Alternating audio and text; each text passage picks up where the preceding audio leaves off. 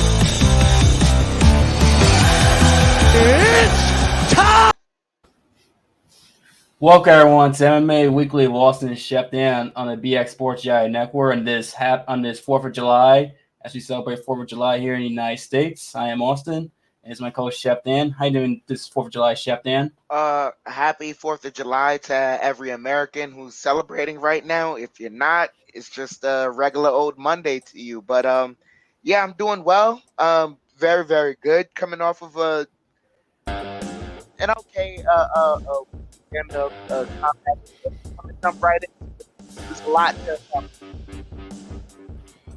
Yeah, most definitely. And I'm sorry about last week not doing the show. That's on my end. I screwed that one up, so that's on me. But we're back here this week. And we definitely got a lot to talk about this past weekend with the big UFC pay-per-view this past weekend, also PFL as well.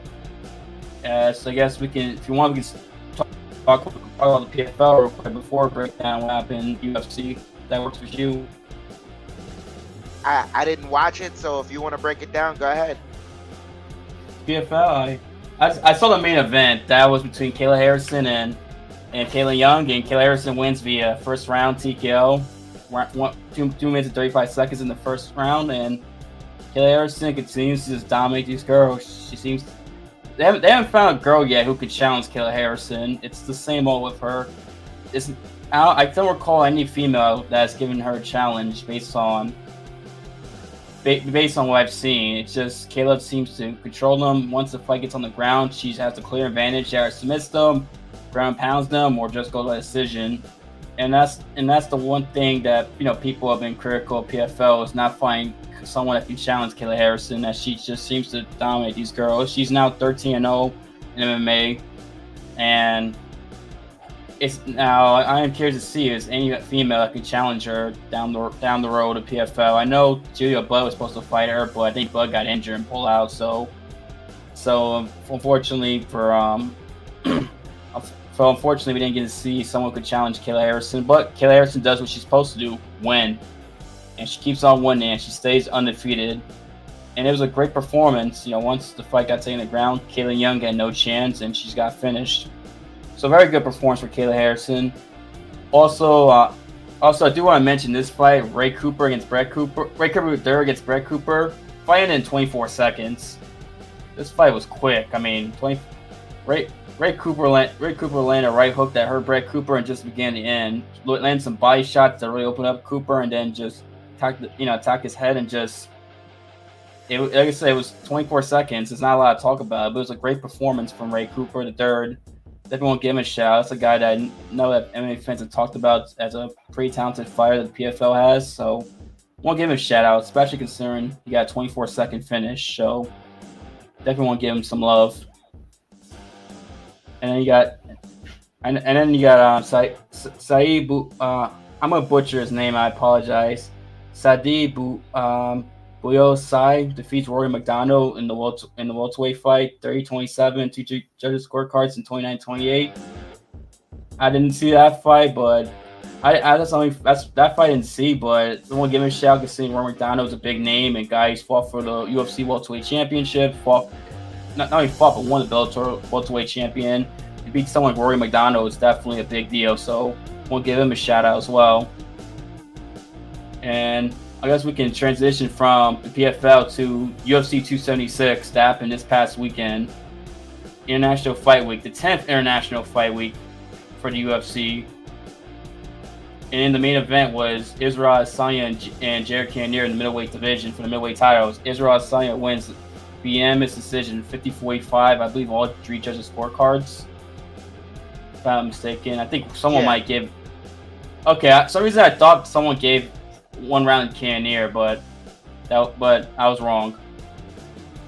Now this fight was definitely the entrance was spectacular. I want to mention that real quick. Israel Adesanya came out as the Undertaker. He had the urn with Jared's name on it, and he had the hat, the Undertaker hat, and the music and everything. I said that took everyone by surprise. I mean, I know Israel mentioned he was gonna have a big entrance, but I didn't expect the Undertaker to be it. It's kind of wrong considering Vince McMahon, Stephanie, Triple H, and Pat McAfee in the WWE were all in the crowd that night. So it was kind of like perfect timing. Now this fight itself, dominant performance by Israel Adesanya, but at the same time, kind of left me disappointed. I mean, my thing is this: you can't come out to the Undertaker's music with the hats, the urn, and talk about how you're gonna be, destroy Cannonier and F him up and things like that, and do that. I mean, now he dominated Cannonier. Cannonier had really no answers besides parts of the 3rd round, maybe a little flurry in the 4th round. But other than that, Israel controlled him with jabs, some body shots, leg kicks, body kicks, and was able to pick him apart on the outside and just cruise to an easy decision. And I get Cannonier could have fought a better fight himself, considering, especially after he was down 3-0, you really should have probably done a little bit more, should have been more reckless. I know there's a chance he might get finished, but considering the title fight and who knows if Cannonier might ever get another chance at the middleweight title, probably could have done more also. But at the same time, I feel like Israel is so dominant that if Israel wanted to, he could have really pressed the action more. And I think he could have finished Cannonier, really hurt him badly, considering Israel's a much better striker than Cannonier, and Cannonier's takedowns weren't exactly. I don't think he got a takedown the entire fight, if I recall, too. Maybe he got one if he did, but no takedown? None. Yeah, okay, I have a feeling. And he didn't get a takedown at all, so. And I get Israel doesn't want to put himself in danger, but at the same time, it was so obvious you're better than him striking that you could really press the action and really done some damage to Cannonier. It's just, it left a somewhat bitter taste in my mouth because of the entrance, the Undertaker, and then of course the performance is like, come on, Israel. But nonetheless, honest performance by Israel, defends his belt successfully. And what are your thoughts on this fight and the entrance, CHEF Dan? The entrance was cool for what it was. I understand the gist of it. Israel Adesanya just being a showman. He's adding different flares to different parts of the show. So it was just something to be appreciated. But as far as the fight, I wasn't disappointed. This is something I expected from Israel Adesanya. This is his fight style. No one was going to make him do anything different. He doesn't do anything different. And the only time it's going to be an even more exciting fight is when someone presents something to Israel Adesanya to make him do something different. But otherwise, he's got his style down to a T. If you really want to, when watching the fight game, the rule is hit and not get hit. Hit and not get hit. And that's what he did the entire night. The style is a perfection. Not only that, but people love comparing Izzy to John Jones. They love comparing these two guys to a guy like Roy Jones. What was Roy Jones famous for? he was famous for being able to touch a person and not get touched. And it was to a point where some of his fights didn't sell. It didn't look exciting because he looked so dominant in the ring. It's at some point the gap is going to have to close. But until that gap gets closed, it's not Israel Adesanya's job to close the gap. So me personally, I was expecting this style of fight from Israel Adesanya. This is something that I saw was going to happen, and I was more so looking to see what Jared Cannonier's answer was. Was he going to introduce a flurry, or was he going to fall prey to what every other opponent falls prey to? It's the same thing that Yoel Romero did. It's the same thing that Paulo Costa did. And all three of these guys have something in common, is that they're all power hitters. But as soon as they got in front of Israel Adesanya, all the activity went from little to none, and they just became punching bags. That's really what it was. Paulo was the closest guy that came to deciding, you know what, I'm going to gamble. And when he gambled, he had some successful moments here and there, yeah, but then Izzy was able to counter him and end the night. So those are the gambles you take with the style like being a power hitter, especially against a guy like Israel Adesanya. So to me, this was to be expected. If if you've been watching Israel Adesanya for a while and he came into the ring and he did something else, that would be out of character, something more so to talk about. But Izzy did his job, and salute to Israel Adesanya. It was another dominant performance.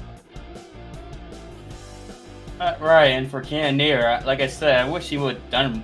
I kind of wish he would have done more, especially in that fifth round, considering he's down. He's losing the fight. I mean, it's clear. I'm pretty sure his cornerman must have told him he was losing the fight.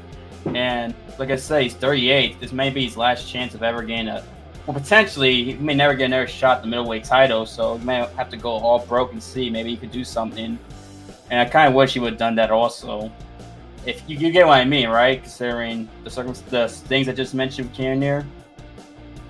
Yeah, it's a woulda, coulda, shoulda thing with Cannonier. It's just at the end of the day, regardless of whether it was punching or grappling, he should have had more activity. He had little to no activity, and that was his downfall majority of the fight. Right, and great performance for Israel. We know what's next for Israel, and that's Alex Pereira, which we'll talk about how Alex got the title fight against Israel Adesanya and the great performance he had earlier in the night. But it's a rematch of their kickboxing fights, which I'll touch about briefly a little bit later.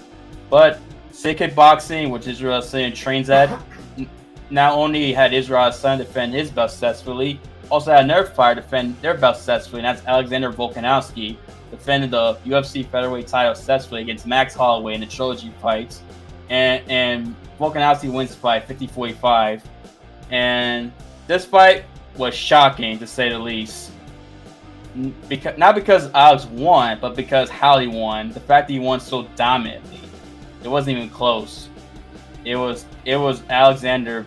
Alexander looked faster than Holloway out there at times, and just landed better shots than Holloway, and cut him real bad in like the second round, where he had like a gash like on Holloway's his his left eye, like a really bad cut, to the point where I thought the fight was going to get stopped because the cut looked bad. And give credit to Holloway's cutman for stopping the cut, and to the point where Holloway could continue fighting, but that cut bothered him for the rest of the fight.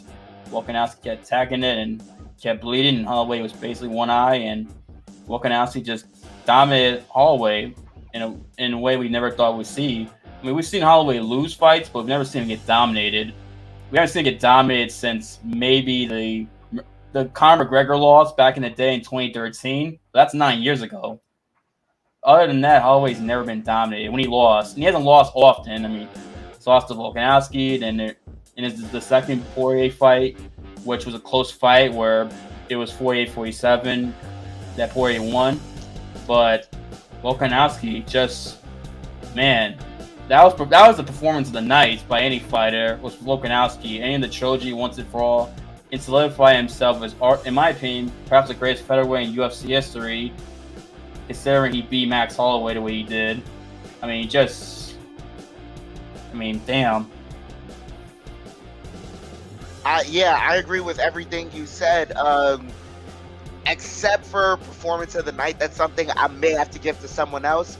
We'll talk about that another time. But yeah, I agree with everything you said. There's really not much to digest from. I mean, there's not much more to pick at from the fight of what you said. It looks completely surprising, and now Volkanovski has the cachet to move on wherever he wants to. You know, am I enticed to see him defend it against Josh Emmett, especially against the fight that Josh Emmett had against Calvin Kattar, where that was debatable? Not really. It's kind of, Volkanovski's in a sweet spot right now where I know he wants to be active.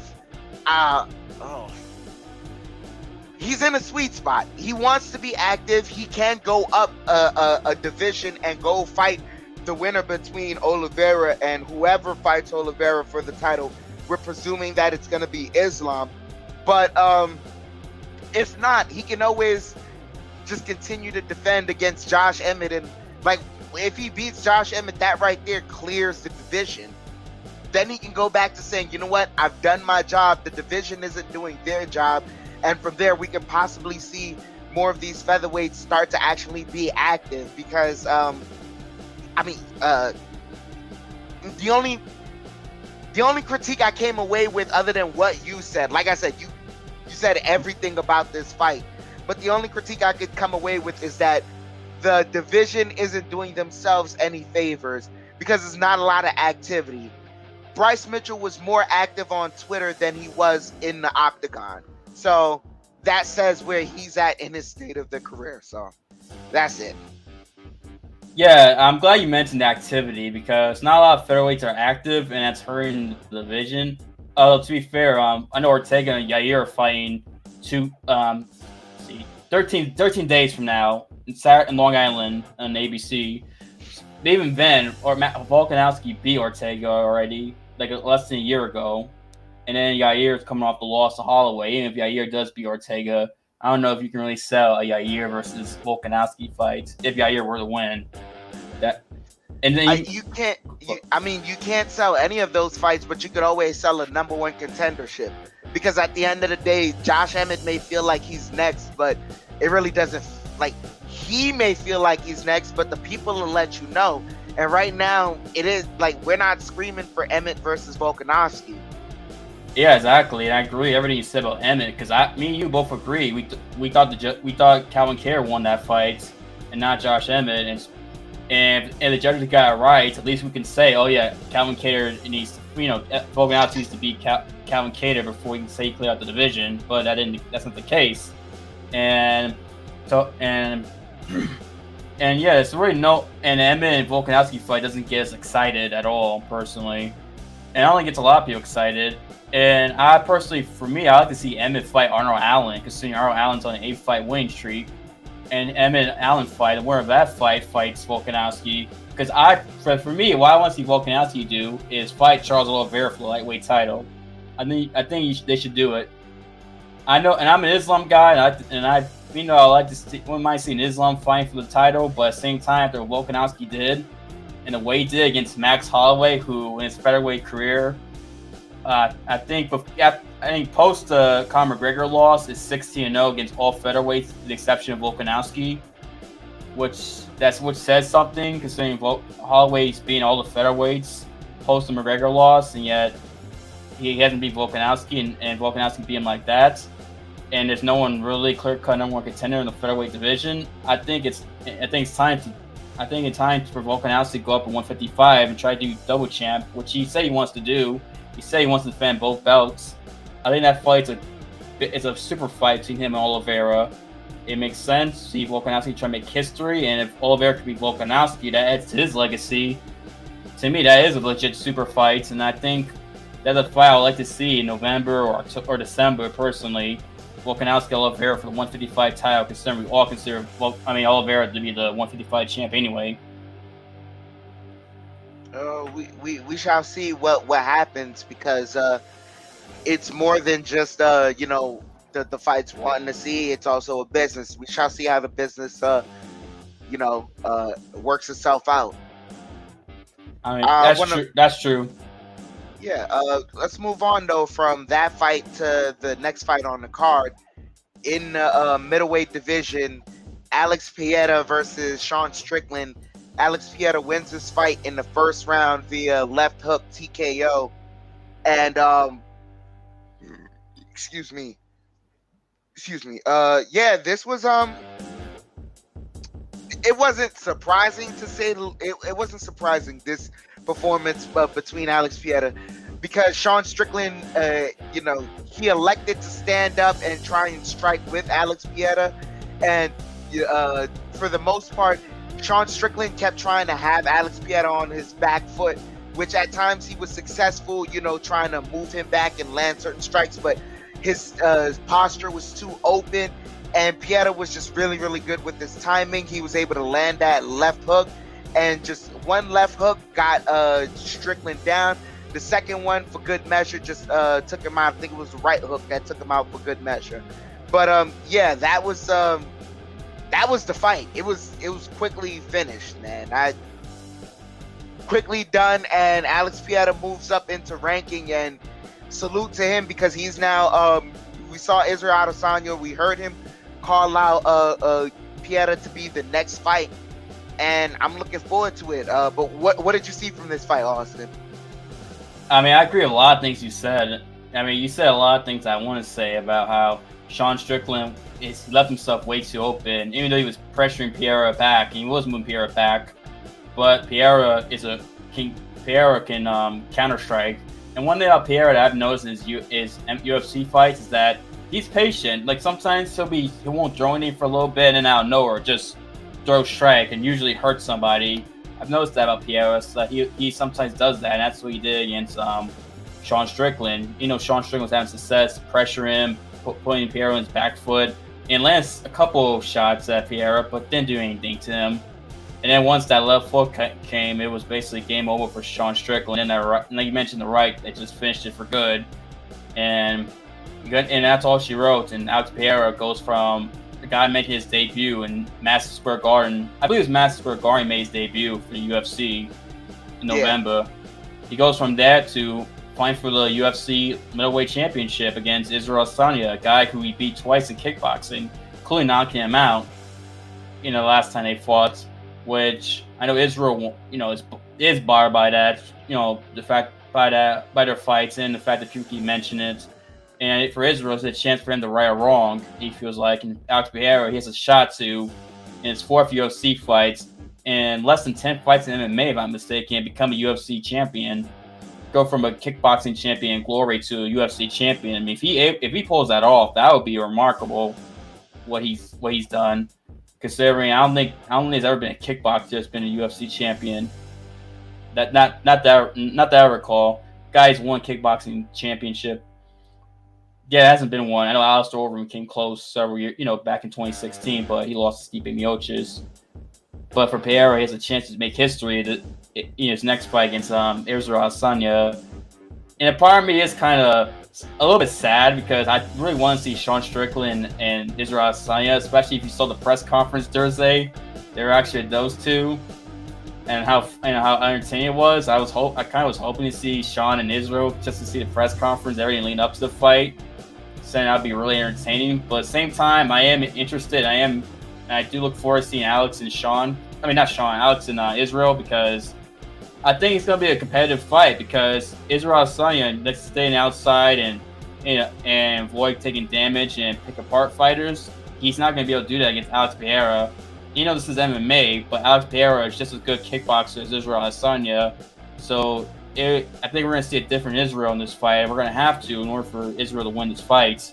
I think it's going to be entertaining, their fights, when they fight. I mean, yeah, but let's break that down when they announce the fight. Let's, yeah. I agree. It should be soon, but I don't think we should wait too long, because none of them took damage. Israel didn't take damage, neither did Alex Pereira. So I would hope by the end of the year they fight, like December. I mean, yeah, we would hope that could happen, but then again, it's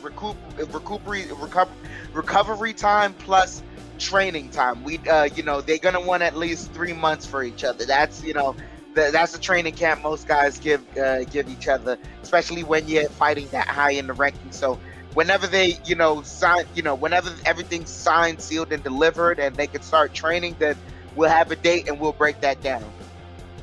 Yeah, definitely. I look forward to that fight, Israel and Alex Pereira. Good performance by Alex Pereira. Definitely the biggest fight of his career, knocking out the number 4 ranked guy in the middleweight division. And we can transition from the middleweight fight to the welterweight fight. That was the second fight in the card between Bryan Barberena and Robbie Lawler. As Bryan Barberena wins this fight, second round TKO, 4 minutes and 47 seconds in the second round. This fight was entertaining. It was an entertaining fight. Robbie Lawler looked like the old Robbie Lawler at times, especially in the first round where he won the first round because he landed a lot of power shots. And Barberena landed some shots, but a lot of times he kept just moving his fist like this, trying to throw off Robbie Lawler by moving his fist a lot. It seemed like, but Robbie kept throwing a lot of power shots, landing them, hurting Bryan Barberena. But Bryan got a tough chick. He definitely survived a war. I mean, he survived a war against Matt Brown back in March, and he's been in several of them himself.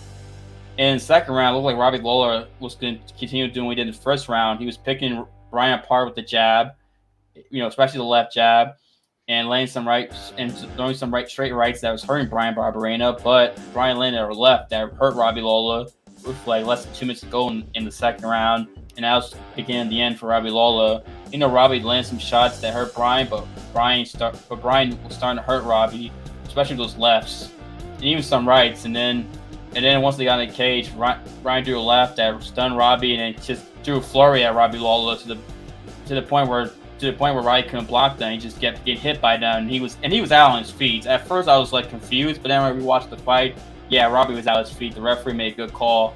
He was done as Bryan Barberena scores the biggest win of his career, defeating a legend, Robbie Lawler, former UFC welterweight champion. Especially after losing the first round and taking some big shots from Robbie Lawler, he comes back and wins that fight. Great performance by Bryan Barberena and an important victory, thanks to the biggest victory of his career, and it was a very entertaining fight. Fight of the night. This rightfully so won fight of the night because this was very, very exciting. You said it completely. This was the way. This is just an exciting fight all the way through. The one thing I can say though is that literally for a round and up until damn near he lost, Robbie Lawler was completely winning this fight. The one thing where I say Robbie betrayed himself. He started off the fight with a bounce. He started off the fight with a certain bounce with he wasn't flat-footed. He was moving around a little here and there, and that bounce threw Bryan Barberena off. So now when Robbie started landing on Bryan Barberena, old habits die hard, Robbie got flat-footed. When he got flat-footed, there was no more movement for Bryan Barberena to try and, dissect. But I think Robbie's best chance was when he was bouncing. And when he looks back at that fight, he's going to see it and say, hey, I had a chance there to really piece this guy up. All I had to do was continue being light on my feet, and I had something there because Robbie was completely winning this fight. This was just a reversal that happened literally in that moment, and Bryan Barberena was able to capitalize due also to the amount of activity he was providing. Because another thing, man, for 2 rounds, this guy kept throwing. Both of these guys were throwing, but Bryan Barberena especially, he just kept throwing and throwing and throwing and throwing. He had a lot of activity with his hands. But salute to these 2 guys because this was the most exciting fight of the main card to me. I agree, and I'm glad you mentioned Robbie Lawler bouncing, having bounced to the step. I forgot on that part. That's a good call, CHEF Dan, because the commentators mentioned that Robbie Lawler, he typically tends to be, especially in his prime, a little more flat-footed. He'll step in and throw punches instead of having a bounce to his step, and he definitely had it, and he was having success. Once like you mentioned, he betrayed himself and stopped having a bounce to his step. That's when trouble came around for Robbie Lawler. I'm glad you mentioned that because that's a very good point that I forgot about. But yeah, all in all, very exciting fight by these two gentlemen, and rightfully so. They earned fight of the night bonuses. Both of them deserved it. Robbie put on a show. He deserved to walk out there with the bonus. Just deservingly so. Right. Yep. And for Bryan Barberena, I think he's won 3 in a row now. He got a new contract, and now he beats a legend and Robbie Lawler, and his performance bonus. Beating a previous legend, Matt Brown, in his hometown too. So things are looking good for Bryan Barberena. Definitely having success now. Shout out to him, and congrats to Bryan Barberena. As we turn now to the first fight in the main card in the bantamweight division between Sugar Sean O'Malley and Pedro Munhoz. This fight ends in a no contest at 2 minutes. I mean, not second round. I forget the time in the second round, but it was due to an eye poke. Yeah, it was at 2 minutes 51 seconds. Okay. 2 minutes 51 seconds. An eye poke unfortunately causes the fight to end because Pedro Munhoz really couldn't open his eye. We watching this fight and then seeing someone, another channel break down like what happened. What happened to Pedro wasn't an eye poke.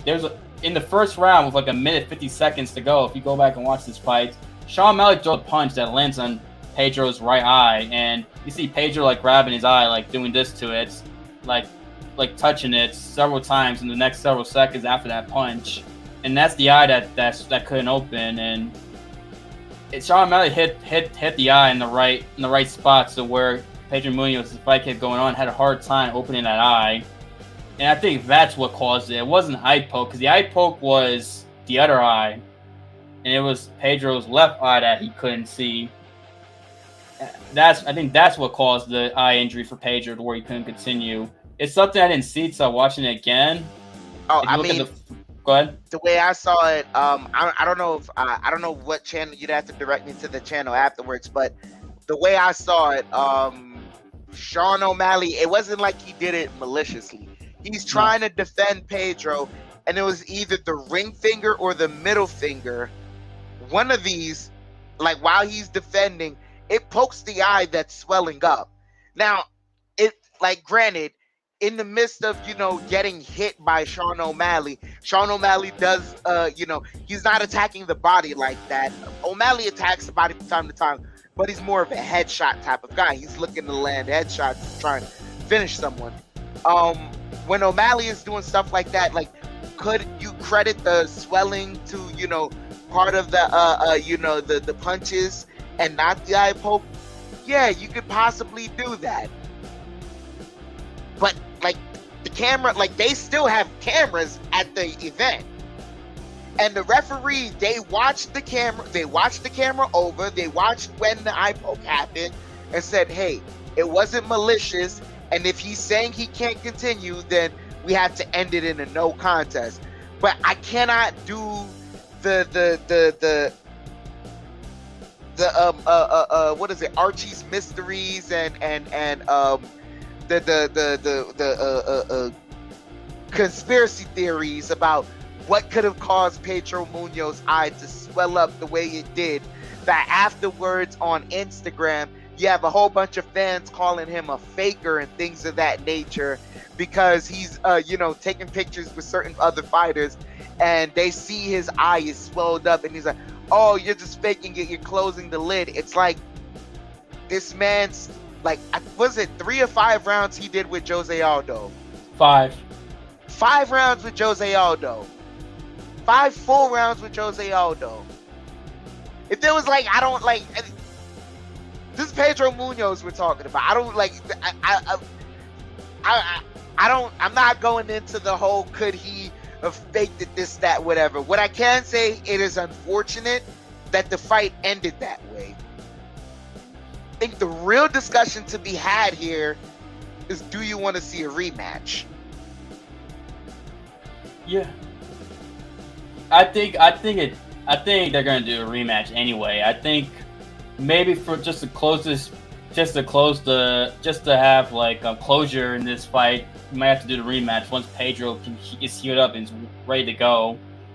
And yeah, I don't agree with fans saying that he was faking, trying to look a way out, because Pedro Munhoz, you mentioned, he went 5 rounds with Aldo. Pedro Munhoz has never been finished in his career. Never been finished. The guy guy's a tough guy. Got a tough, good chin. Guy could take a shot. I mean, he's fought some heavy hitters and hasn't been finished, and so that's why I don't think he took a way out. And I don't know why fans were saying that, but I think you may have to do rematches to have closure once and for all, instead of just like wondering what if. And you mentioned the eye poke. It was the ring finger. I remember it was the ring finger of Sean O'Malley that went to this eye. No, it went near in the corner, right there where the boogers lay.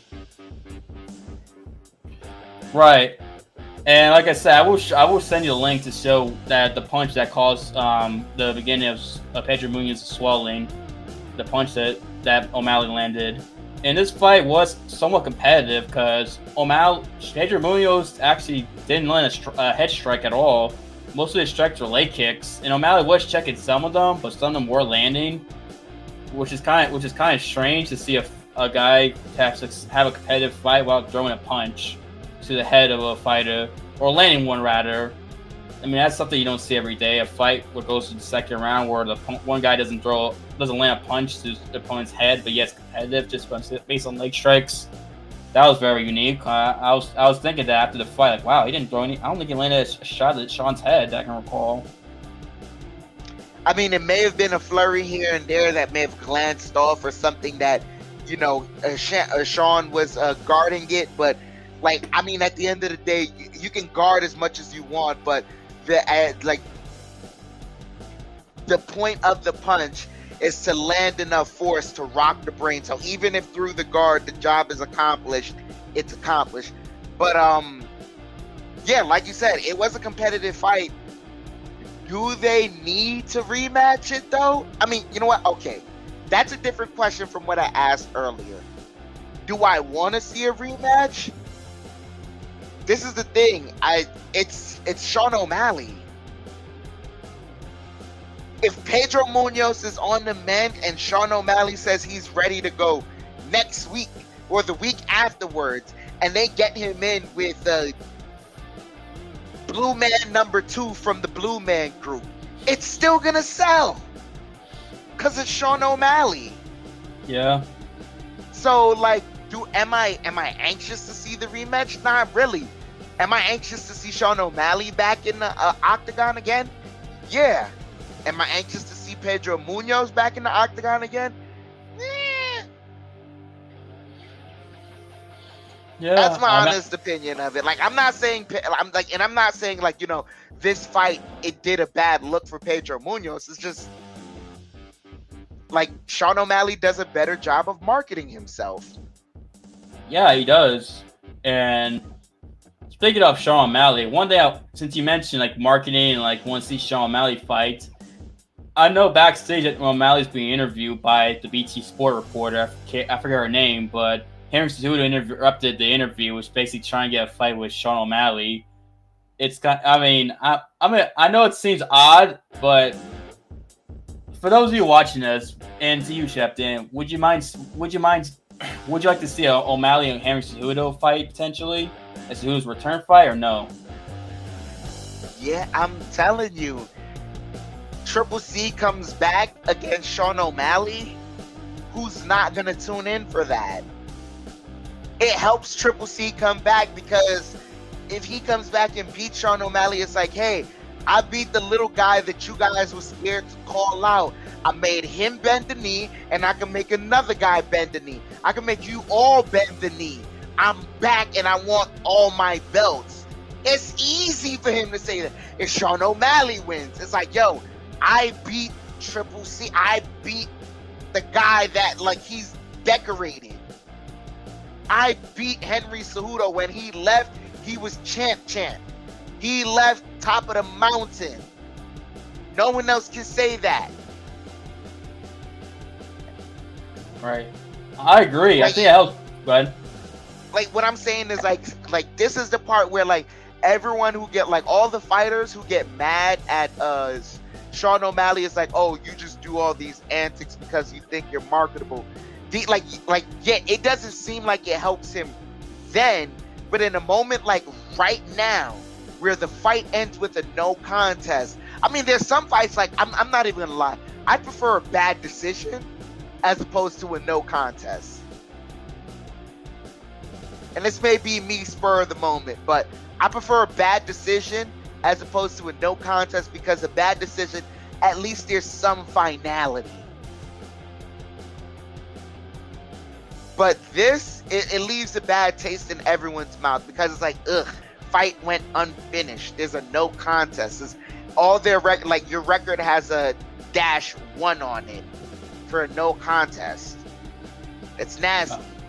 But at this moment right here, where both of these guys leave and no one had the opportunity to grab the mic and call their next shot, Sean O'Malley was so marketable that Henry Cejudo, when he stuck around, and you guys got to watch this clip because it's something like the camera guy who did it, he shot it like it was The Office. It's Sean O'Malley, and then out of nowhere, he pans over. It's Cejudo. He's like, how's about you come over to me for a tune-up? And O'Malley's like, what, are you serious? Goes back to, I'm serious. O'Malley, are you ready? Are you in shape? I'm in shape. I want you, this, that, whatever.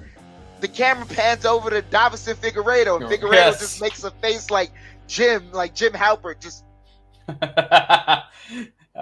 like he's literally like, this was awesome. Office. This is The Office. I agree. The Office. That's a great analogy. That actually is perfect to describe the conversations of Cejudo and O'Malley. Because I mentioned O'Malley's doing an interview with BT Sports with Caroline Pierce. That's her name. With BT Sports. And by the way, BT Sports is great UFC coverage. Even though I'm American, I see their stuff on YouTube. Shout out to BT Sports. Great. Yeah, they do great coverage. Yeah, in UK, but yeah, you're right. The way they shot it was like The Office. It was like Cejudo and back to O'Malley, and then you see Cejudo, and then it was Davison Figueiredo making a Jim Halpert face. That's a good analogy. I didn't think about that. It's kind of ironic. It's BT Sports and The Office being originally a British show. You know, that whole tie-in too. I mean, hey, I guess that guy, he used to do camera work for The Office, so he's like, I know where this is going. I know how to frame this correctly. I know how to get this correctly.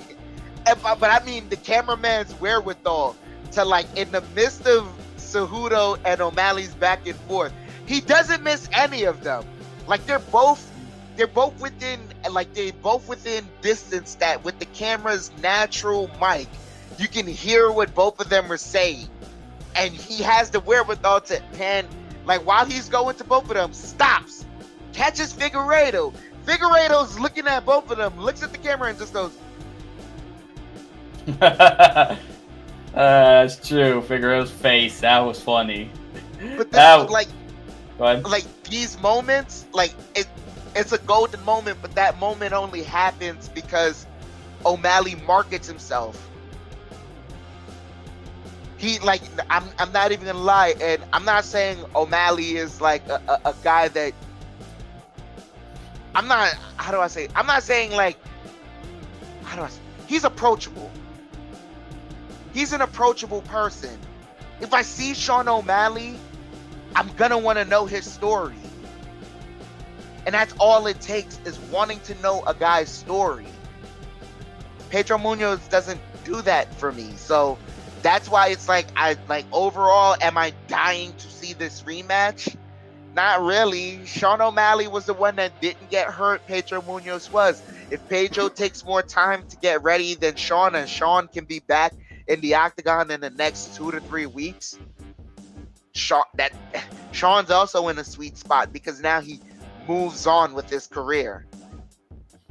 Yeah, I agree there. And I would like to see Cejudo and O'Malley next, because it's a good tune-up fight for Cejudo.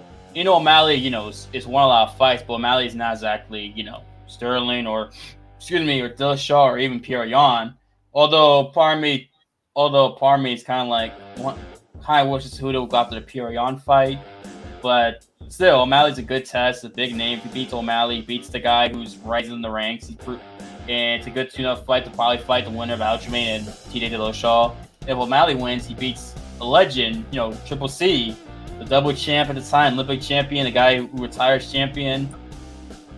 I mean, I think that's a good fight, a good matchup for both guys for O'Malley's next fight. And personally, they're both from Arizona too. So I've always said if they do a pay-per-view in Arizona within the next like 8 months, 6-8 months, they should definitely have those two fights or an event in Arizona or the main event. Personally, that's just me. But yeah, that was it. That was the main card.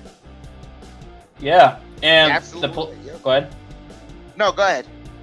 Yeah, the main card. This was a very weird card. Like I said, the first fight with the fight ending with the no contest to the whole performance with Israel and Cannonier. I know it was sour taste in people's mouth, and seeing Holloway get dominated by Volkanovski was shocking. I mean, I didn't see that coming. I mean, these are the two best featherweights in the world, clear-cut best featherweights, and yeah, I mean, good luck to any featherweights who against Volkanovski. I mean, I'm just thinking unless actually there may be one featherweight who can give him a challenge, but he's got to get healthy, and that's Arnold Allen, the hand speed. If Arnold Allen would have beat Josh Emmett, but that's an if. That's a what if. We obviously got Allen has to at least probably win more fights. But other than that, I think Volkanovski against the featherweights is they're just feeding Volkanovski opponents, just feeding him fresh meats like he's a lion. If that makes sense. Yeah, we should. Yeah, that was a dominant performance by those guys, and the guys that won in the main card. Salute to them. But there was also some fights in the preliminaries. Did you check out any preliminary fights? Oh yeah, I saw almost all of them. Yeah, except the first one. First one I missed, but I saw the rest of the preliminary card. And one fight I do want to mention, considering what happened with the loser, it's a big deal. It's Jim Miller and Donald Cerrone. And Jim Miller wins the fight via guillotine in the second round. And this fight was pretty competitive. Pretty competitive. Miller tried to use some grappling, but Cowboy was doing all right. Couple in some shots. And in the second round, both guys landed kicks. Cerrone landed a head kick on Miller, but Miller landed body shots, and they both kind of went down. But Miller was able to capitalize and get a guillotine to Cowboy, and Cowboy Cerrone retire after the fight. As Jim, this was Cowboy's last fight. Cowboy says, he wants to be he wants to be a movie star now, because I know he did the movie with Gina Carano and Taryn Perry, and now he's doing that show with Chris Pratt. What's the name? I forget the name of the show. Something List, Terminator List, or something. It's a new. I think I know what you're talking about. Yeah. Yeah, it was. Is it an Amazon show or something like that? Yes, it was Amazon show that was a sponsor for the pay-per-view. They aired Terminal List. There's some Terminal List. The Terminal List with Chris Pratt. Yeah. So, yeah, I mean, Cowboy Cerrone. I mean, I'm probably glad he retired because it hasn't been the best run for him. He hasn't won a fight in a while. Granted, he's lost to a lot of elite fighters, but at the end, this was basically the right time to retire.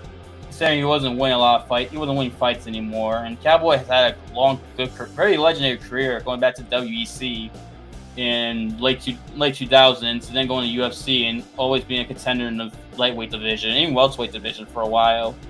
And salute to Cowboy Cerrone, a legend retiring, and good performance for Jim Miller, who has the most UFC wins of anyone in UFC history. He also has the most fights in UFC, as he's won 3 in a row now. He continues to win. So I do want to mention that. A fight that I want to mention in the preliminaries.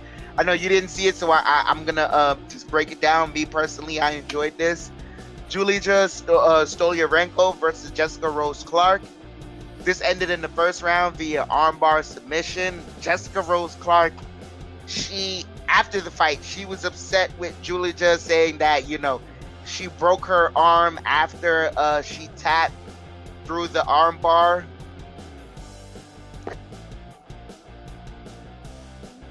If you look at the tape, right? All right, first off, okay.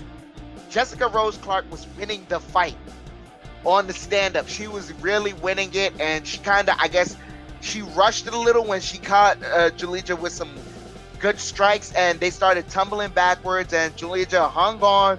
They scramble, get into some grappling, and from there she's fighting through in the grappling, and you could see it, she tapped the moment the arm was broken. She didn't tap the moment the technique was secured. So now when I'm saying that, it sounds weird, but it's two different things, because the technique can be secured, but it can't be, but you can have the technique secured, but you're not applying any pressure. I see. So now Jessica Rose Clark, she's at a point where she can, stack up Julija. She doesn't get the stack up. I guess Julija really straightens herself out. So now she falls back down.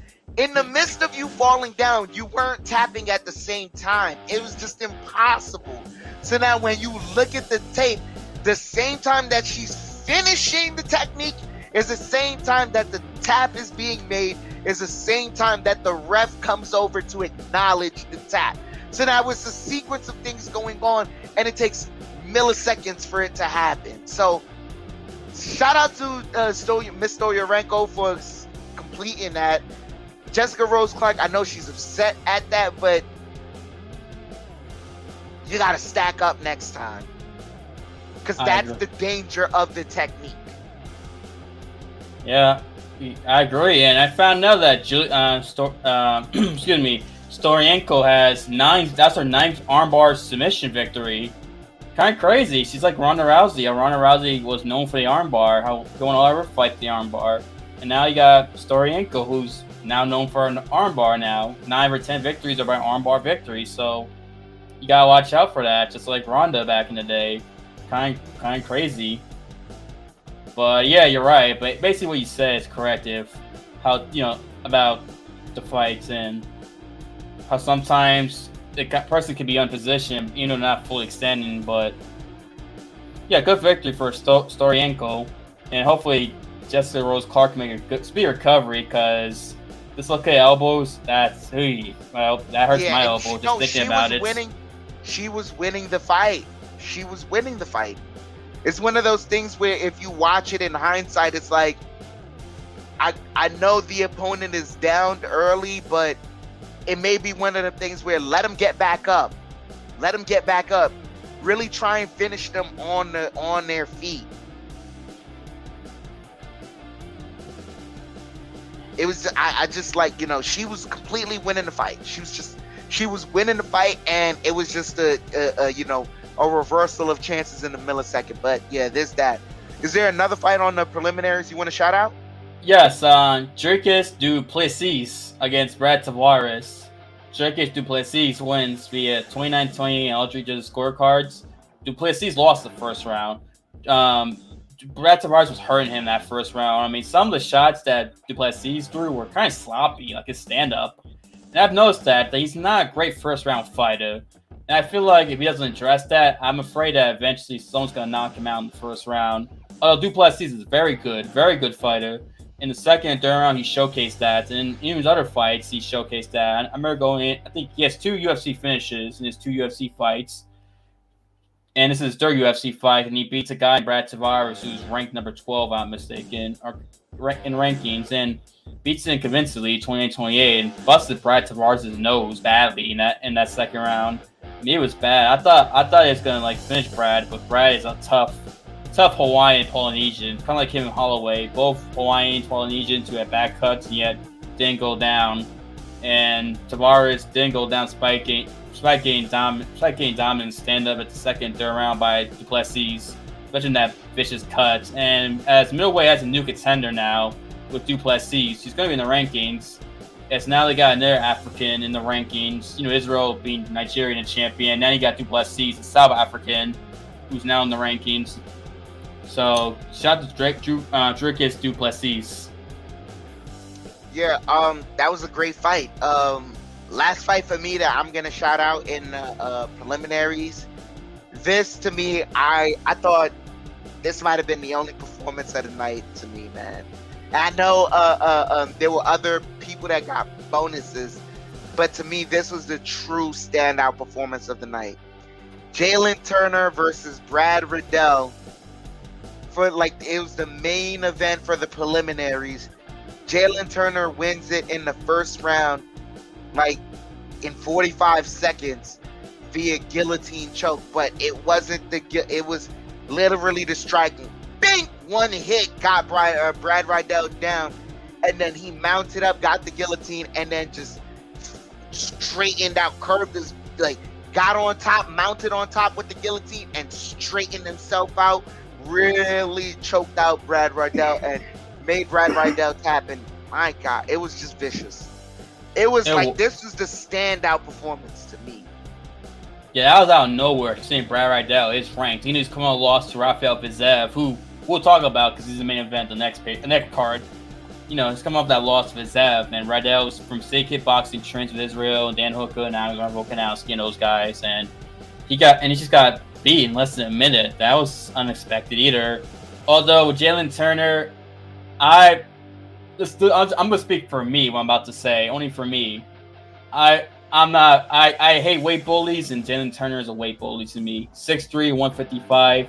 He looks very big. I mean, he looked way bigger than Brad Riddell, and I'm not. And I've always never been a big fan of weight bullies, and it's like I've never. And I'm not gonna lie, part of me is woo against Jalin Turner. I don't know. For me, weight bullies offend me more than PED users. And I give Jalin Turner credit. He fought a good fight, hurt Riddell, guys submitted him, but bro, can you not bully these smaller guys? That's just me. I don't think he's a weight bully. I think he's just tall for the division. Like, the length is there. When he calls himself Spider, that ain't just a nickname. Like, he literally, when you see him compared to the rest of the division, he looks he looks like a different athlete, but not because he outweighs them. I think he just has different dimensions to the rest of the division. I don't but you think he comes in there like a bigger weight than he's supposed to or something? Or he's supposed to be in another division? Yes, another division, yes. Kind of like Joe Alvarez, from who's also similar heights, 6'3", 155. I don't know, for me, I've always never liked that. I don't know, for me, it's like, if you're a certain height, I'm just speaking for me. This is just me. I mean, that's for you, but at the same time, you have to respect science to know that not everybody's body is the same. So everyone's 6'3", everyone that is 6'3", their natural weight isn't a certain amount. Like, there is a general amount, yeah, but if a certain athlete says, I feel best at a certain weight and I'm this height, I think that's just you got to learn to fight a different way with this guy because he's he has different dimensions. Yeah, I'm not a fan of that personally. And for Jalin, he's ranked now, and he'll get a ranked opponent. And all I say is, I hope if they place him Arman Tsarukyan. We shall see. If you know Arman Tsarukyan, you know why. Okay, we definitely shall see. Arman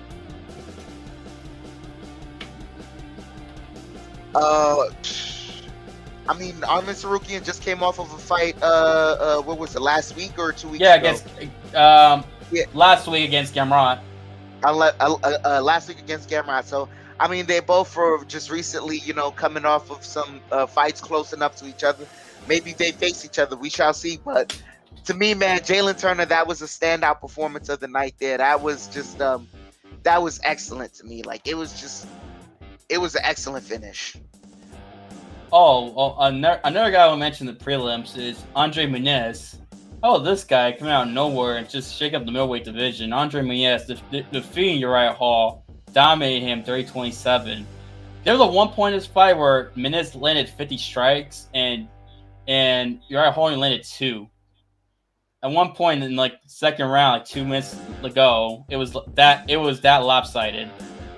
Andre Munhoz is a problem in this middleweight division. This guy, he's just been submitting people, dominating people. He's got great jiu-jitsu. He's got great jiu-jitsu background, and he showcases grappling against Uriah Hall, where Uriah Hall really couldn't muster anything. Hall escaped some moments and was trying to do some work, but he really couldn't do much against Munhoz. And this guy is definitely ranked in the middleweight division, a new middleweight prospect, and this guy's gonna be a problem in this division. Andre Munhoz, that's a name to keep your eye out, especially after this performance. Most definitely. Yeah, that's it. That's it for me on this card. All in all, this was an okay pay-per-view card. This doesn't shatter the leaderboard for me throughout the year. It doesn't. Same. Yeah, but I knew what it was. Like, if anything, the reason why I felt that if there was any hope that this card was going to be on the leaderboard for top cards, the only fight that would have given it that chance was Volkanovski versus Holloway. And it didn't happen. It didn't happen. Yep. Yeah. But yeah, this was the UFC 276 recap, obviously of the big card in the UFC, one of their bigger cards of the year potentially. And like I said, weird card, the main card. Prelims were very good prelims. They delivered. And overall weird card, but good prelims. Main card has some good moments, good performances. Pereira and Barberena, of course. Volkanovski, of course, dominated Holloway. And Israel dominated Cannonier and the Munhoz and O'Malley fight, which is weird, but it is what it is, Holloway would say. But yeah, that was the UFC 276. I guess we can transition from that to this upcoming weekend, the UFC Fight Night, Fiziev versus Dos Anjos, the Battle of the Rafaels, an important matchup in the lightweight division, as yet the veteran, former champion RDA, looking to continue his run back to the title against young up-and-coming Eastern European phenom, Rafael Fiziev. And I'm excited for this fight to see who's the winner of who's the best Rafael between the two of them. As both guys are very good fighters. Both guys are can do a lot, can do multiple things, can stand, can grapple, can do a lot of things. This is a very compelling fight. As Rafael Fiziev, I mentioned, come off that victory over Brad Riddell back, I believe, in November or December. This past December, he knocked out Brad Riddell with that spinning wheel kick. And RDA is come out of that victory over Renato Moicano back in March, which was originally supposed to be it was supposed to be Fiziev, yes, but Fiziev got injured, so they had to reschedule this for July. And this fight's been made like at least two times, but RDA have pulled out one time Fiziev, but we're finally getting it. I'm excited for this fight. What are your thoughts on this fight, Dan? Because I'm pretty excited for this fight. I feel like we've broken this fight down 2 other times already, so I don't have anything other than to say I'm excited for the striking exchanges between these two. That's it. There's going to be a whole lot of striking exchanges, and I'm interested in looking forward to that. That's all I want to see. These two are going to be very, very. I think Rafael Fiziev is going to be more creative striker than Dos Anjos, but all in all, the striking is going to be exciting to see. I totally agree. The striking is a big excitement. These two, I think they're both going to deliver. I think Fiziev being more creative could be an advantage, but also it might be a disadvantage to where if he slips up and leaves himself open, RDA can catch him and really hurt Fiziev. That could change the projection of the fight. So interesting to see how that plays a part, the creative striking of Fiziev. But I'm excited. I mean, if Fiziev wins this fight, he's right there to where he needs one more fight for his title. And if RDA wins, same thing, one more fight away from a title, especially being the veteran. And maybe RDA, if he dominates Fiziev, maybe, I'm not saying it will happen, but I won't be surprised if this does happen. Get a fight with Oliveira for the title, considering Oliveira has talked about wanting to fight him. I think he has talked about, or maybe an RDA who mentioned 2 Brazilians fighting Brazil for the title. One of them mentioned that. I forget who's who, but the UFC does go Brazil again for a pay-per-view. I mean, it wouldn't surprise me if they maybe would consider Oliveira and RDA fight for the lightweight title in Brazil. If RDA has a great performance against Fiziev.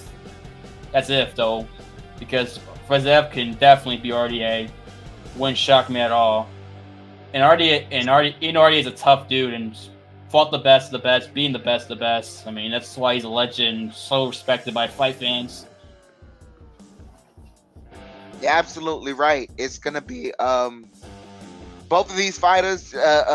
So much wouldn't be on the line if they weren't so respected, and the respect and the accomplishments that they've gained have them, coming head to head.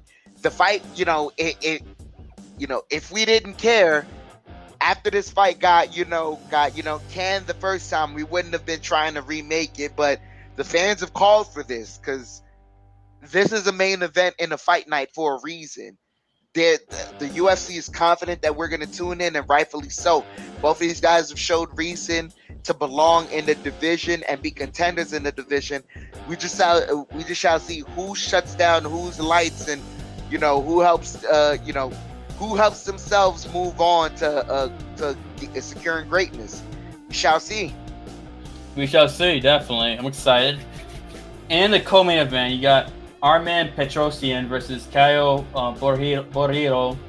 Borraro, excuse me, in the middleweight division. Both guys only have one loss. Arman's got 7 wins, 1 loss. Caio's got 11 wins, 1 loss.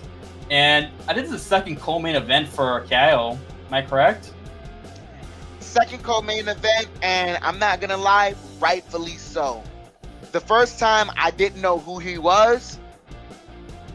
And I was, I'm like, hey, it's gonna be an introduction. If Dana feels this guy deserves to be in, in the co-main event, then let it be so. He belongs in the co-main event. This guy is, it's just certain guys that Dana White is finding right now, man. I don't know where he's finding them, but this guy, I feel it. If he beats Arman Petrosyan, his next couple of fights, he's main eventing a fight night. Star quality in the ring. And he's got the Oliveira look with the glasses, but then he comes in the ring. He's like Oliveira in the ring. He can strike with you, but he'll grab you and lock you up. This is another test for him. We shall see. The tests are going to keep getting better, because for you to, the starting point for him was a co-main event. So now the tests only get harder and harder for you. And now that, when you're seated on the card, if now we see you in the, on the main card, but not the co or the main event, it's because of some titles being brought up, and the test only gets harder and harder for him. We shall see. I'm interested. I want to watch this fight. Right, exactly. If he wins this fight and does well, he'll get bigger, harder fights, and probably be in more co-main events, to the point where the only time he won't be in the main event, co-main event, would be either titles on the line or bigger names. That's it. But Arman Petrosyan ain't no slouch. This guy's 7-1 with 6 knockdown TKOs. This guy can knock people out. So for Caio, he needs to watch out, because he might get put to sleep. Now, his last fight Arman's last fight was a victory over Gregory Rodriguez back in February on the Islam and Bobby Green card, which was a split decision, no less. But still, he won the fight. We just saw what Gregory Rodriguez did recently. That was just some pain he inflicted there. So, yeah. Yes. Right, and both guys are Contender Series guys. Both guys won Contender Series fights, got contracts, then won their UFC debuts in their last fights, and now are fighting each other. So they're trying to see who, they want to test the Contender Series guys and see who can win. And either way, look good for Dana White in the Contender Series. Whoever wins this fight, especially in the co-main events of fight nights, they can really promote the guy and push the guy, and he has potential to be a middleweight contender, considering the middleweight division is in a very good spot right now. You have Israel, and then you got Pereira, and you still got Strickland, Vittori Whitaker, Andre Muniz, we just mentioned, and Dricus, Duplessis, as the middleweight division continues to get more talented, which is good, considering the middleweight division has highs and lows, and now it's going on a high right now. And for Caio, I don't want to butcher his last name again. Caio Borraro. For Borraro, he's got 7 finishes, 4 knockdown TKOs, and 3 submissions. Like you mentioned, he can strike but also submit you also. So both guys, lean more towards finishing their opponents, but what surprised me, their finishing abilities cancel each other out because of the decision, to where you should really showcase all their skills. I think you're going to see a lot of different skills in this fight. Grappling, striking, etc. I'm excited for this fight. for a lot of people, they may not know these two. Well, not as much as before, but still, maybe introduction for a lot of people. These two fighters, and I think they're going to deliver, and people are going to be impressed with one of these guys, or maybe both of these guys. Yeah, well, can't wait. This Saturday, can't wait. As we move on from that fight to the next fight on the main card, this one I'm interested in as well. Said Nurmagomedov versus Douglas Silva de Andrade in the bantamweight division. This is going to be interesting to me because it's a Nurmagomedov. I don't believe he's related to he's not related to Khabib and those guys. He's not. We thought he was, but he's not. We thought he was, but he's not, right? This guy, he's a different type of guy. Like the last time we saw him, the way he fought, he looked like he might as well have been related to Khabib and those guys, because he fights with the same pressure. He can grapple. The striking is there.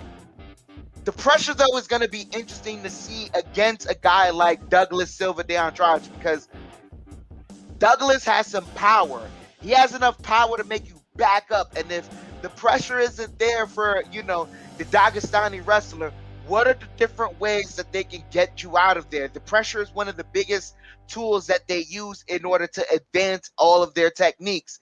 But if Douglas's power can make Said back up a little and at least hesitate, and that makes, the pressure kind of, lessen it to a point where it becomes a non-factor. I would like to see how Said attacks this one, but this one's a bit of a toss-up to me. I don't know how I would, judge who's the favorite here. I'm just interested to see, how this is going to go. Said definitely has I think to me, he has a willingness to show more of his techniques than Douglas, but make no mistake, Douglas has enough power that sometimes he doesn't need all the technique.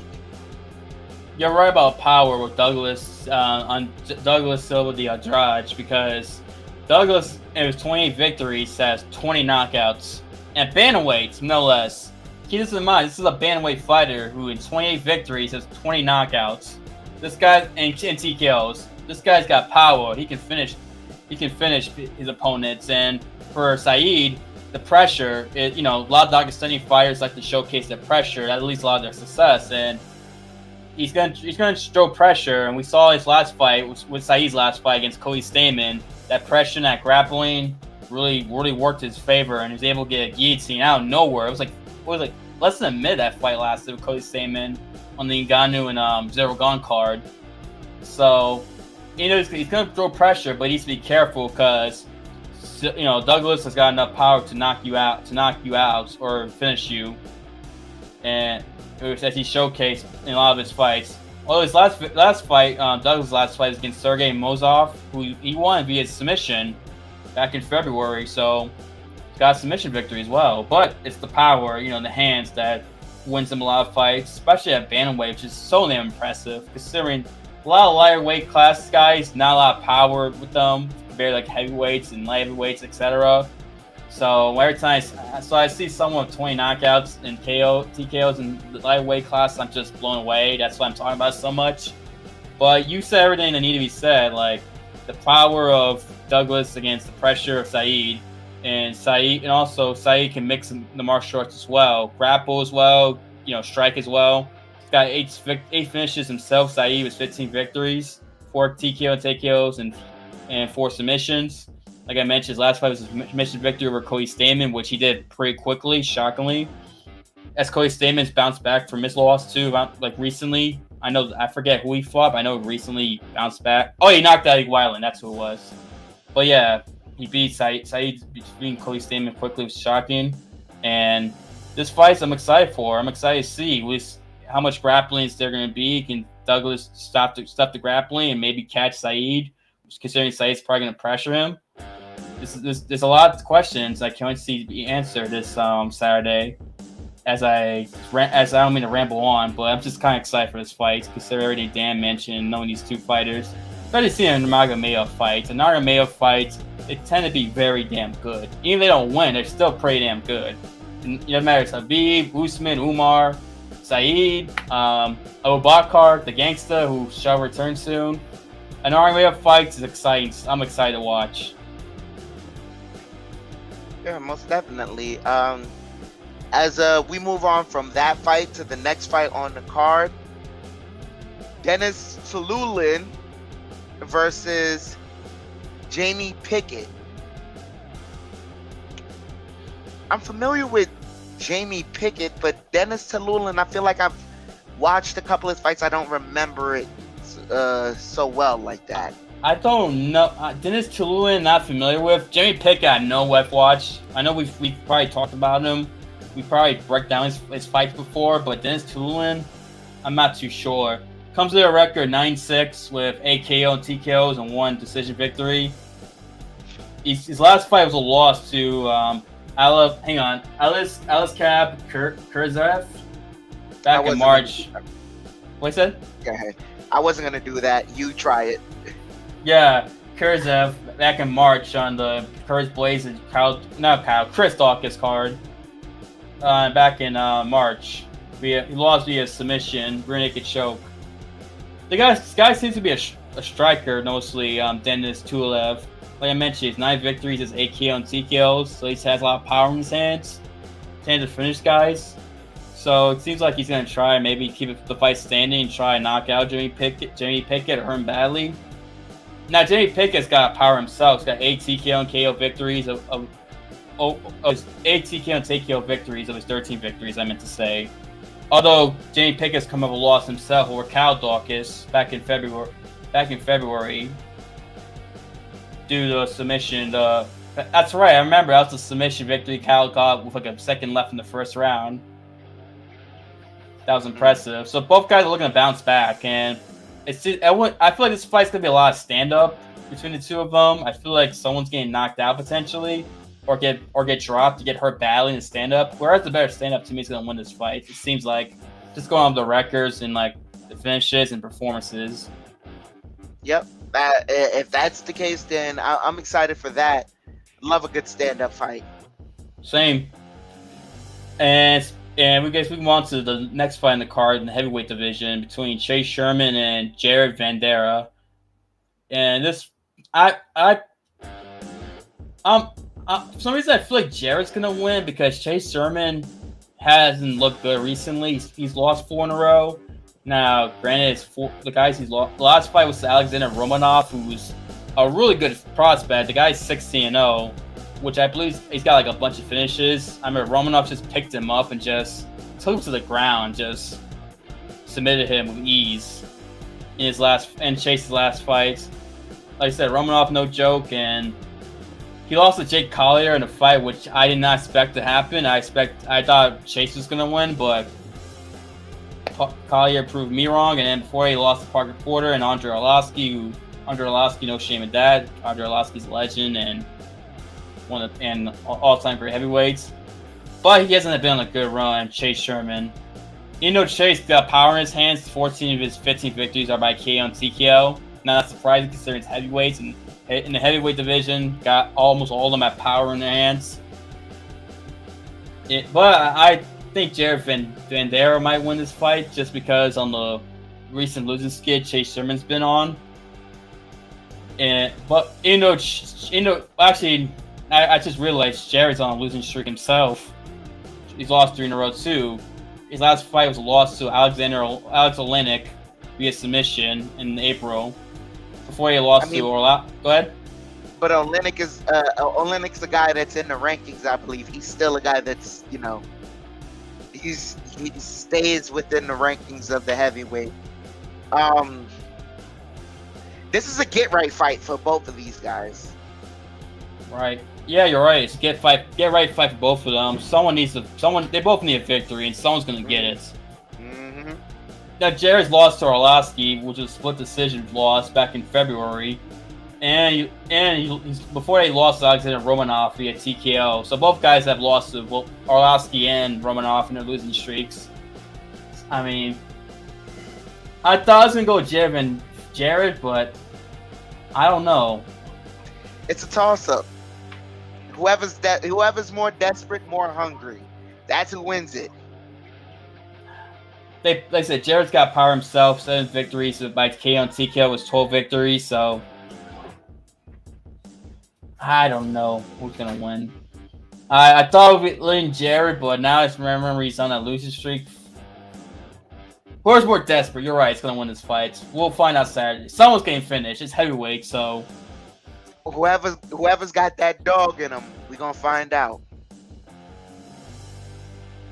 And is that the main card? Or is there another fight on the main card? There's one more fight on the main card. Well, I believe this should be. This hasn't fallen through. They have Michael Johnson versus Jamie Mullarkey. That's first fight on the main card right there. I'm excited to see that because Michael Johnson coming off of a victory, is very impressive victory too. Yeah, knockout victory. I'm mistaken, correct? Mm-hmm. Yeah, Michael Johnson's got power in his hands. We know he can knock dudes out. I mean, he knocked out Dustin Poirier back in 2017 and. So 2016 knocked him out, and he's knocked out a lot of dudes over time. Even though his record seems deceiving, but Michael Johnson's fought a lot of good fighters, beaten a lot of good fighters. It's a crazy thing. Michael Johnson has victories over Edson Barboza, Dustin Poirier, and Tony Ferguson. It's kind of crazy to think about that. He's beating those 3 guys who've all gone on to have success in the UFC, especially Tony and Dustin. But Michael Johnson, power in his hands, fought a lot of good fighters, beating a lot of good fighters.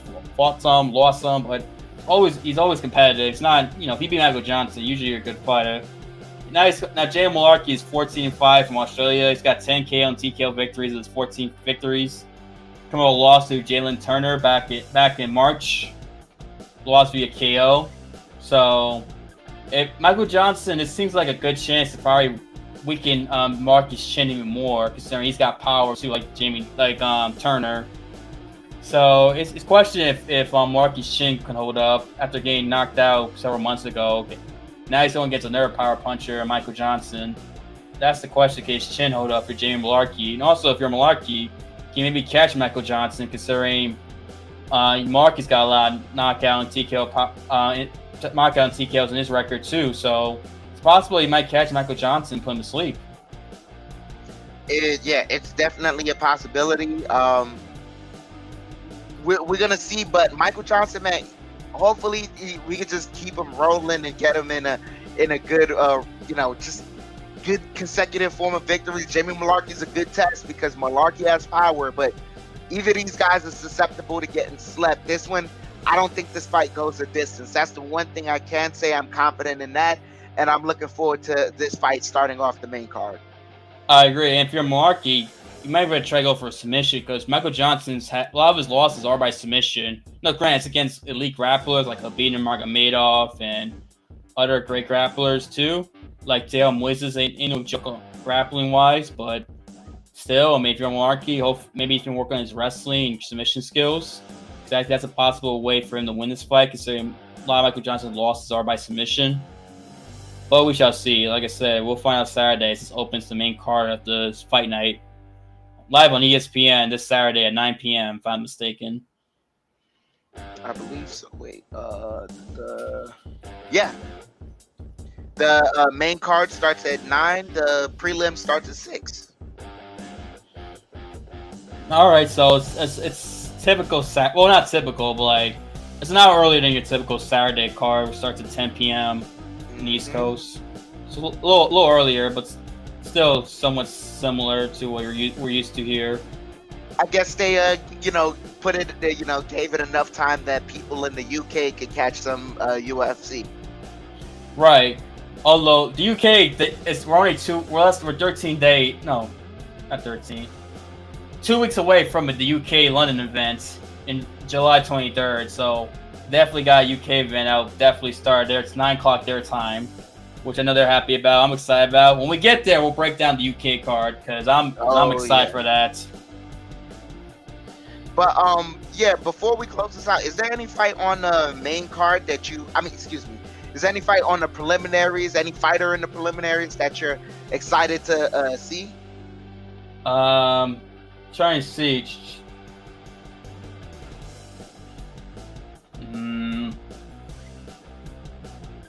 I guess Antonia Shevchenko, Valentina's sister, see how she does, if she can bounce back, because I believe her last fight was a loss. I want to see the Casey O'Neill she lost to. Let me check. I know she lost her last fight, I just don't remember who. Yeah, it was Casey O'Neill back in October, so she hasn't fallen a little bit, so interesting to see how she bounces back. Antonia Shevchenko, sister of the UFC women's flyweight champion. Yes, she did get dominated by Casey O'Neill. You're absolutely right. So then, if that's the vein, another fight that I want to see, it's the preliminaries main fight. Cynthia Calvillo versus Nina Nunes. I'm excited to see that one. Super excited to see that one. And just before that fight, well, yeah, go ahead. No, go ahead. I just want to say, just before that fight, there's a fighter who I haven't seen since he won Dana White's Contender Series. I want to see him one more time. Ricky Turcios. He's fighting Ayman Zahabi. It's in the bantamweight division. I'm looking forward to that because Ricky Turcios, man, this guy is he's a scrapper. He's a scrapper. I'm excited to see him back in the octagon. It's been over. I feel like it's been over a year since we last saw him. Was it the fight against Brady Houston? Yeah, August of 2021. So close to a year. Oh wow, that's a while. Yeah. Yeah. Oh yeah, I remember. Okay, now I remember Ricky Turcios. I do remember him. Okay. Yeah, it's been a minute, so I forgot until you mentioned that. Looking at his record, okay, I do remember him. I guess a reintroduction for him for a lot of us fans. So hopefully he can capitalize, get a victory, and he can make a name for himself as he continues his UFC journey. Most definitely. But yeah, that's it. I'm excited for this card. It's the Battle of the Rafaels. Let the best Rafael win. Yeah, best Rafael wins. I'm excited for this big fight in the lightweight division, as the lightweight division, continues to be one of the best divisions all of UFC. Some will argue the best division in UFC. I mean, I disagree, but that's another discussion for another day. In terms of what's the UFC's best division. But overall, looking forward to this fight card. Like I said, it begins on ESPN 9 o'clock. The main card 6 p.m. Eastern for the prelims on ESPN Plus, if I'm mistaken. So yeah, anything else you want to mention before we end the show? No, that's it. I don't think there's been any MMA news that's recently hit my feed that I can think of. Other than that, this last prior to this, the cards that we didn't break down, the Bellator card, I'm not gonna lie to you guys, even though we didn't break it down, if you just want a quick note from me, it was a bit of a snooze fest on my end. I didn't think it was that entertaining, but all in all, I'm looking forward to more MMA. You move on from what happened and you keep looking forward. Right, exactly. And congratulations to Johnny Eblen for being Gabriel Mousasi and become the Bellator middleweight champ. We didn't mention that. Congratulations to him. Savatello and Rafian Stanta fighting each other, which should be entertaining trash talking between the two. Can't wait to see that in the bantamweight tournaments. Also, shout out to Magomed Magomedov for getting a submission victory over Enrique Barzola. He moves on to take on Patchy Mix, which should be an exciting tournament fight, semifinals. Also, shout out to Gamrot and Sarukian for delivering entertaining fights the weekend before in the main event. High level grappling, grappling can be exciting. High level striking, and it was a debatable fight. Yeah. To me, look, the problem is Armin won the fight. The problem is the judges, including myself, didn't catch the spinning back fist that dropped Gamrot in the 4th round. Because I thought Gamrot won the fight until I saw the spinning back fist. And I was like, oh, that dropped him. But Gamrot got up, and that was the difference. The judges didn't see it, and I didn't even see it until the replay. I mean, I don't know how. I mean, well, on the replay, I guess because they didn't catch it clean on the replay. But this is one of those things where I don't know. They may have to start changing who's actually judging these fights, because I think someone let it be known that the same people that are judging MMA fights are judging boxing bouts. So Yeah, exactly. I'm done with that. We gotta do. There's still some things to clean up because MMA is still growing as a sport, but all in all, salute. Yeah. Yeah. But yeah, salute to Gamrot and Sarukian. Their problems in this lightweight division. The lightweight, those top guys are in trouble. They're both gonna beat up some dudes in lightweight division. I like them against a lot of these guys. I mean, they're both talent level. They're both top 5 talent wise. Talent level they are, and they're gonna give a lot of these top 10 guys in lightweight division problems. Both Sarukian and Gamrot. Especially Sarukian, especially he's only 25, and Gamrot's only 30. So, yeah, in trouble lightweight for these two high-level fighters. But yeah, overall, I also want to mention congratulations to Habib and Daniel Cormier for getting UFC Hall of Fame as well this past week. Salute to those guys, and it's an accomplishment that's well deserved for them. You're absolutely right about that. Right, and anyway, thank you guys for watching us, listening to us on audio podcast platforms, as well as watching us on YouTube. And thank you for listening to us on Spotify, Google Podcasts, Apple Podcasts, Reason That Fan, etc. We appreciate the love and support where you're watching us on YouTube or Rumble or listening to us on the audio platforms I mentioned. We appreciate the love and support. And you get everyone supporting the channel as well. We appreciate support. Me, Dan, and my dad, of course, Kevin. We appreciate the love and support. Thank you. And sorry about last week. That's on my end. I messed that up, but it is what it is. And we're glad to be back. We talk breaking down MMA, and we look forward to breaking down MMA. Next week. Sorry about that, my cough, but look forward to breaking down this weekend's card and previewing next weekend's card, which is the Yair and Bryan Ortega live on Long Island on ABC. Definitely looks like a good card, but we'll talk about that next week. And happy 4th of July to all our Americans out there watching us. Salute and happy 4th of July to all Americans watching us.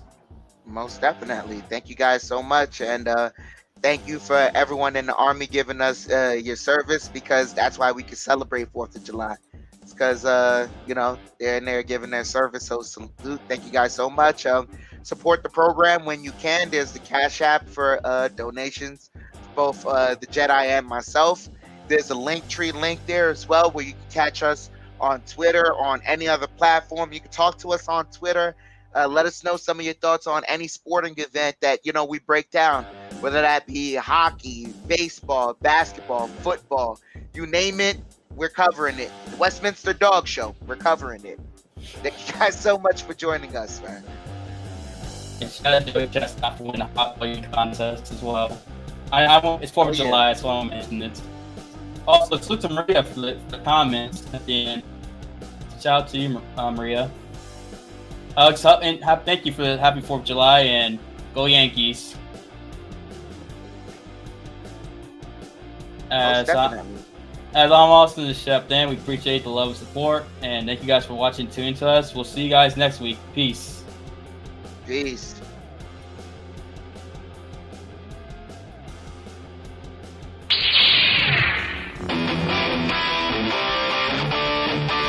Ladies and gentlemen, we are